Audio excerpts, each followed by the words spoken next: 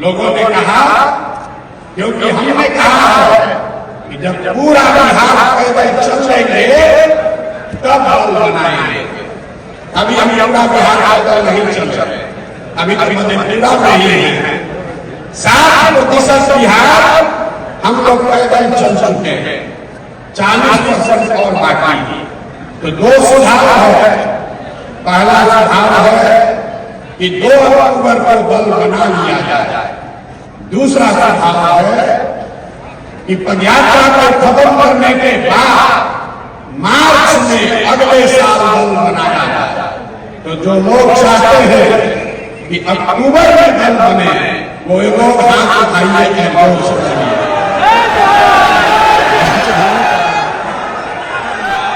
अक्टूबर में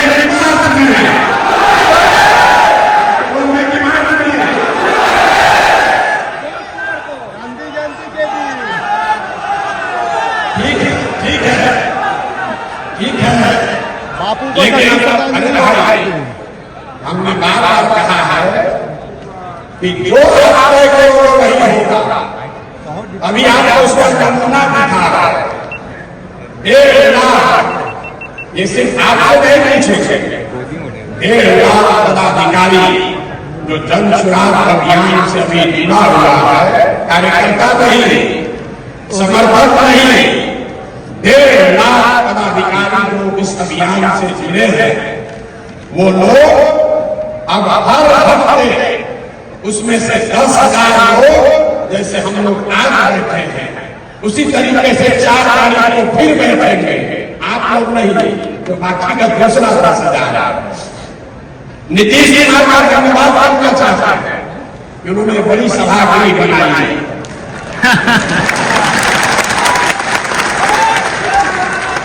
हम आए थे उनका प्रचार करने 2015 में, तो एक सभा किए थे जिसमें अपने सभी पार्टी के पदाधिकारियों को बुलाए थे हमसे परिचय कराने के लिए। हमने मेरा अभियान शुरू किया था 2 जून 2015 को। उस समय कृष्ण मेमोरियल हॉल में करीब 2200 लोग आए थे, हम भी थे। 2200 लोग आए थे।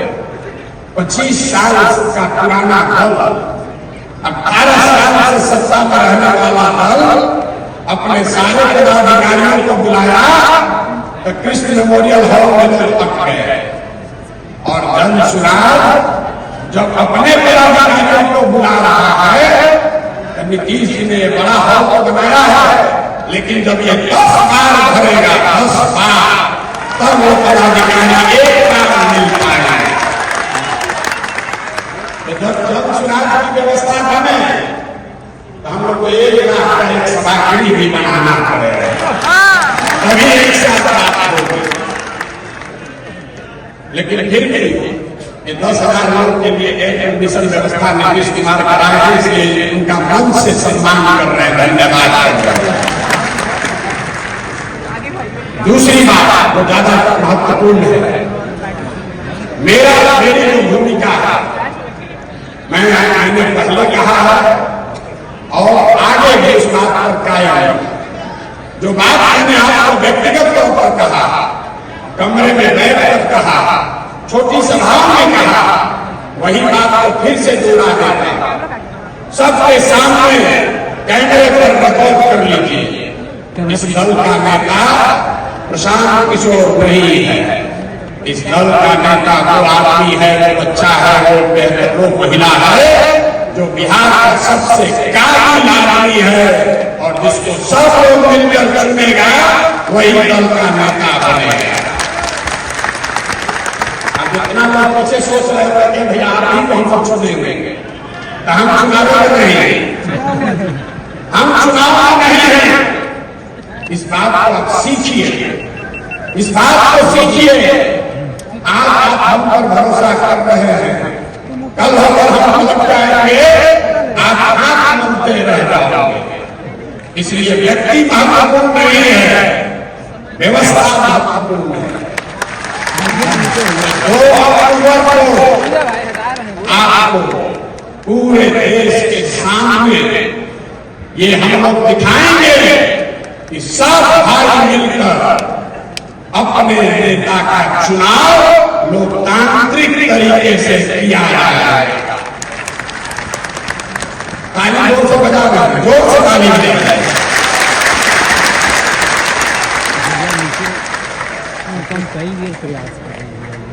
दल का नेता का चुनाव कैसे होगा, कौन बनेगा दल का नेता, तो इससे पहले सबसे मेरी जो जिम्मेवारी है कि आप जैसे जितने लोग जुड़े हैं ये 10 ऐसी बैठकें कर आपकी सहमति लें। 2 तारीख को जब दल बन जाएगा, दल में 25 सदस्य 25 लोग आपके बीच से चुनकर आएंगे जो दल का लीडरशिप काउंसिल हुआ, और उस 25 में से ही एक आदमी को अध्यक्ष चुना जाएगा। आपको एक बड़ी बात मैंने ये बताई है कि जन चुनाव प्रशांत किशोर का दल नहीं, किसी जाति का दल नहीं, किसी परिवार का दल नहीं, किसी व्यक्ति का दल नहीं, ये बिहार के इन सारे लोगों का दल होगा जो इसको मिलकर बनाएंगे और आगे मिलकर ही चलाएंगे। दूसरी बात हमने कही कि जिस समाज की जितनी संख्या है उसको उतनी भागीदारी हर स्तर पर दिया जाएगा। समझ लीजिए, ये नारा आप बहुत सुने हैं, इसका मतलब क्या है? दल को बनाने वालों में, दल के पदाधिकारियों में, दल के लीडरशिप में, दल से टिकट पाने वालों में और दल से पदों पर मनमोनित किए जाने वाले लोग जब सरकार बन जाए सब में जिसकी जितनी संख्या है उसको उसके हिसाब से भागीदारी मिले। और 5 बड़े समूह, इसको समझिए, 5 बड़े समूह समाज के बनाए गए।